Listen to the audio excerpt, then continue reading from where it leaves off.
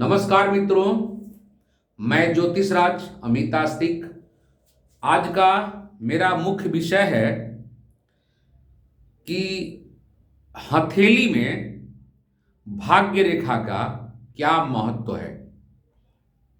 किसी भी व्यक्ति के जीवन में मणिबंध से भाग्य रेखा का प्रारंभ होता है। तो किसी भी व्यक्ति के हथेली में जीवन रेखा से भाग्य रेखा का प्रारंभ होता है। किसी व्यक्ति के हथेली में चंद्रमा पर से भाग्य रेखा का निर्माण होता है, तो किसी के कभी राहु पे, कभी मस्तिष्क रेखा पे, कभी हृदय रेखा से प्रारंभ होकर वो अपने स्थान पे जाता है।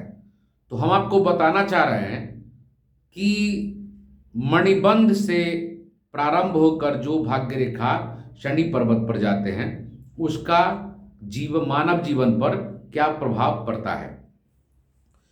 तो हम आपको बताना चाहते हैं कि ये नज़दीक से देखिए, ये एक हथेली है और हथेली में ही इस प्रारंभ होता है भाग्य का। तो ये जो नीचे की ओर एक रेखा देख रहे हैं, ये नीचे जो ब्रासलेट, हिंदी में मणिबंध, ब्रासलेट जो बना हुआ है इसको हम लोग मणिबंध कहते हैं। नीचे की ओर जो रेखा है उसे मणिबंध कहते हैं। और मणिबंध से भाग्य रेखा सीधा प्रारंभ होकर ये सीधे चलकर अपने स्थान शनि के पर्वत पर पहुंचते हैं। इसी का हम आज वर्णन करने जा रहे हैं। मणिबंध से रेखा, भाग्य रेखा चलकर ये अपने स्थान शनि के पर्वत पर पहुंचता है। तो मणिबंध से जो रेखा प्रारंभ होता है, ऐसे व्यक्ति के जीवन में एक बचपन से ही, एक छोटे उम्र से ही बहुत संघर्ष होता है उसके लाइफ में। उसको हम एक मामला में भाग्यशाली भी कह सकते हैं, क्योंकि भाग्य रेखा उसमें निहित है, उपलब्ध है। हथेली में भाग्य रेखा उपलब्ध है।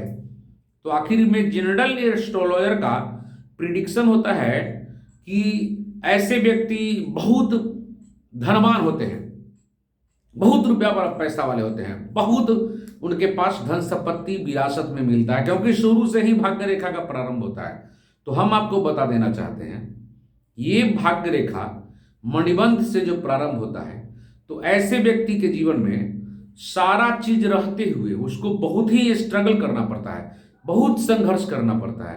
क्योंकि भाग्य रेखा जब शुरू से प्रारंभ होता है, तो भाग्य मतलब कर्म से भी, तो शुरू से उसको कर्म, एक जब वो बचपना में होश संभालता है तो उसको काम करना पड़ता है। जब वो अपने एजुकेशन पीरियड में रहता है उस वक्त भी उसको काम करना पड़ता है। उसके लाइफ में आराम नहीं है, क्योंकि वो भाग्यशाली है। तो ऐसे लोग नित्य रेगुलरली, नियमित रूप से कर्म करने वाले होते हैं।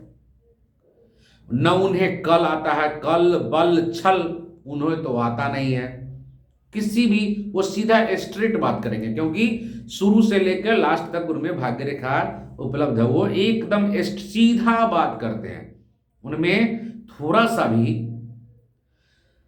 पॉलिटिक्स नहीं आता है, उनको राजनीतिक नहीं आता है।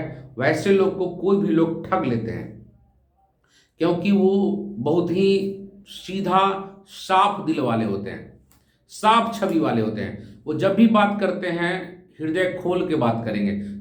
छोटी छोटी बात को आपके नज़दीक सारा बात अपनी बता देंगे। छोटी छोटी कमी भी अपने में वो नहीं रख पाते हैं। ऐसे इंसान को कभी धोखा नहीं देना चाहिए।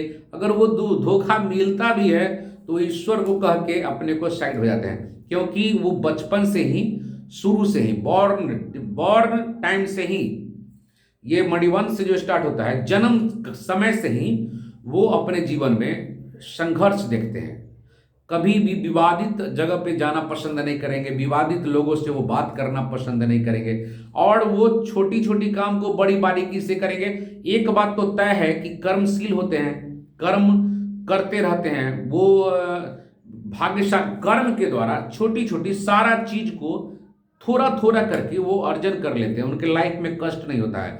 वो जैसे एक छोटा छोटा अमाउंट में वो एक बड़ा अमाउंट बना लेते हैं, छोटा छोटा पैसे के बचा के थोड़ा थोड़ा कमा के वो बहुत पैसा वाला भविष्य में बन जाते हैं, लेकिन धीरे धीरे बनते हैं वो। एकाएक उनमें छल है नहीं कि एकाएक पैसा कमा लें।